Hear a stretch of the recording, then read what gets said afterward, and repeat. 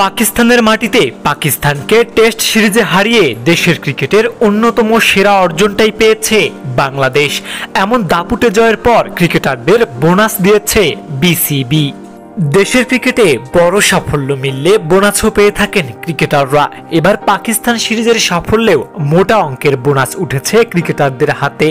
14 September রাজধানীর 5 তারকা hotel pan Pacific সোনারগাঁওয়ের Padma হলে ক্রিকেটারদের হাতে তুলে দেওয়া হয়েছে বোনাসের টাকা।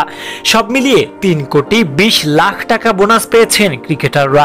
এই বোনাসের একটি অংশ বন্যার্তদের মাঝে দান করার ঘোষণা দিয়েছেন টাইগার অধিনায়ক নাজমুল হোসেন শান্ত।